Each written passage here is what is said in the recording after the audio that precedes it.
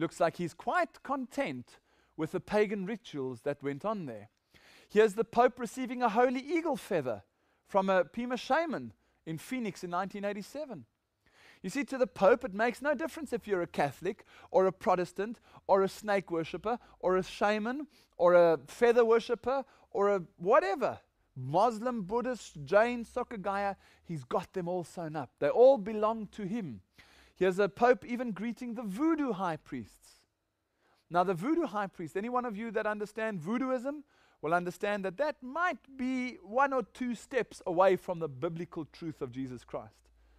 My goodness, that's a far way. What is he doing communicating with these people as if they're part of his team? Well, they are. Whether it's the voodoo people, or here's an image of him in a monastery, or at Assisi in 1986, where he stood with all the different religions next to him.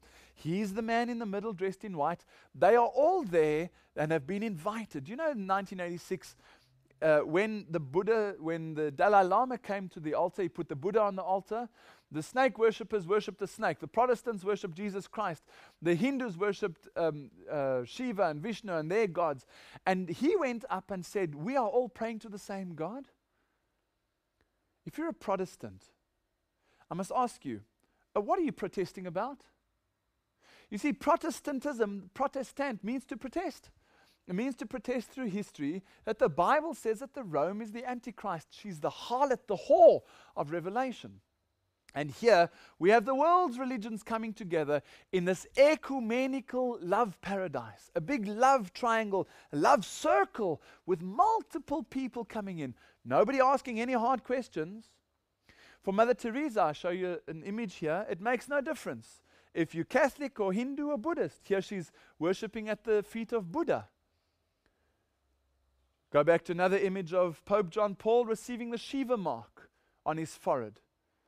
Now, I showed you a text from various people just now, or a quotation. Shiva is, according to even the Satanic Bible, a name for Satan.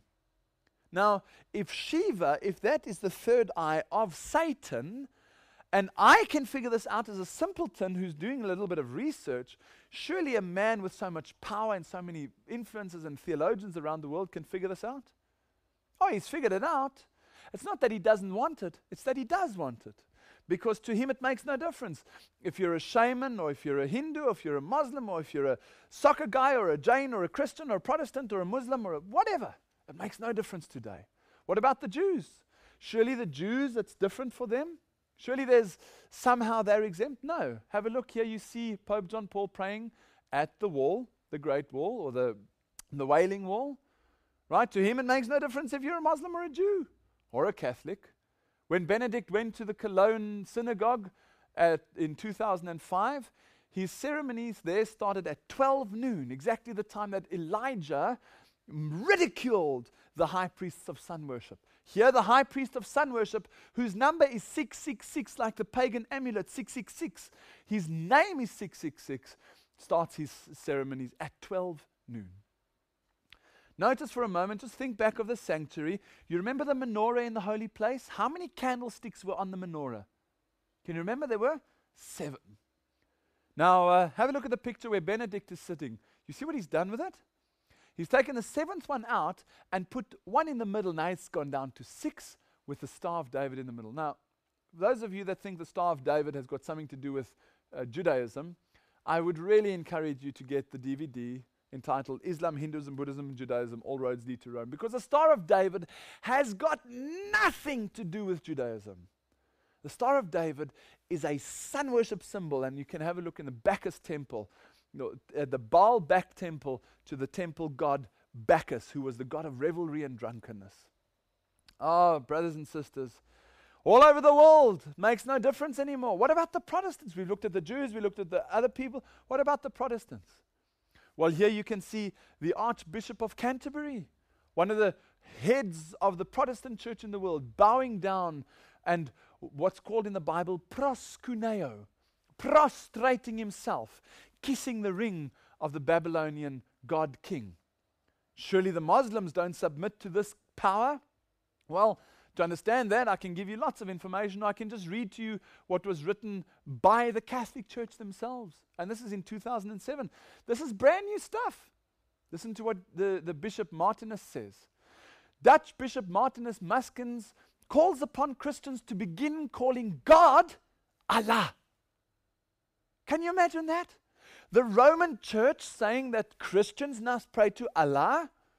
Well, it makes sense from their perspective, because for them, there's no difference between Jesus and Allah, between Allah and Buddha, between Buddha and Sokagaya and Jain and the snake-worshipping people. There's no difference.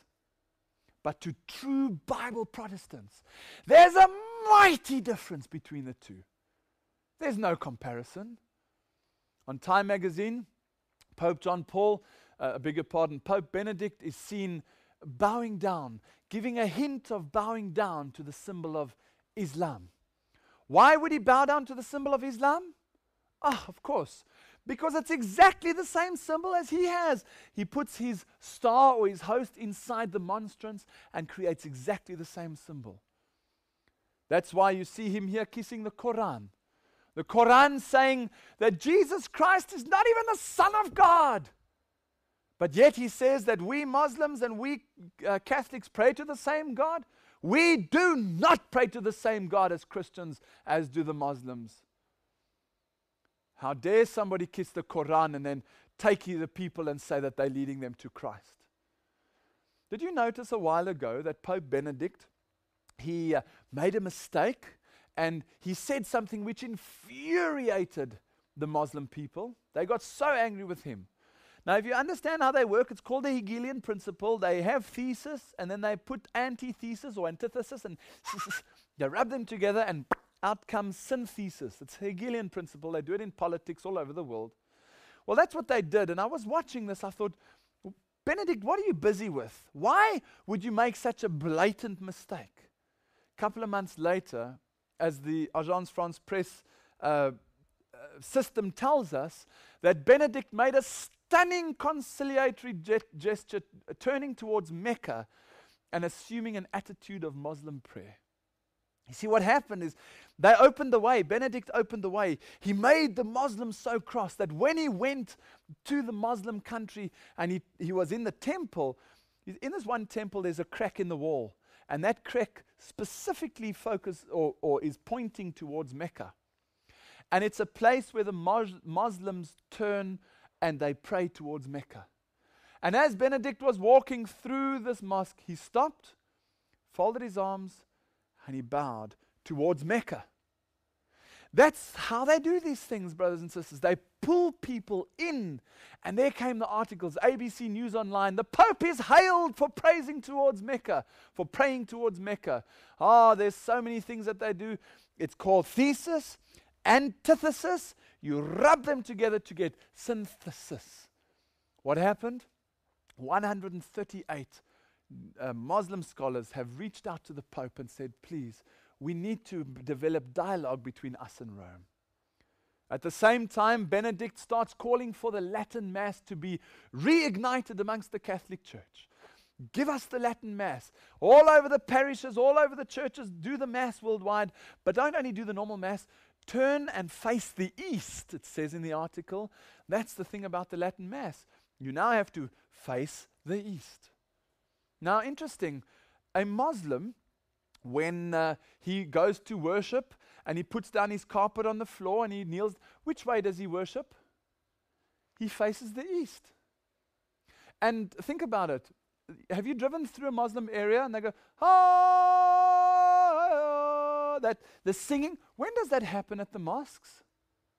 In the morning and in the evening. You see, Eastern worship, Muslims or the Muslim faith, is a sun worship religion. It's exactly the same as the Catholic religion. Now, all that Benedict is doing is getting his people to turn in the same directions as the Muslims have been doing for ages. But this is all done underneath so that people won't find out the real reasons of what's going on.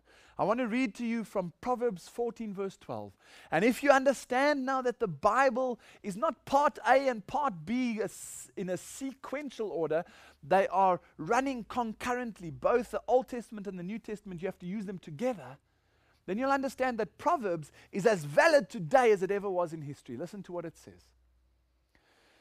There is a way which seems right unto a man,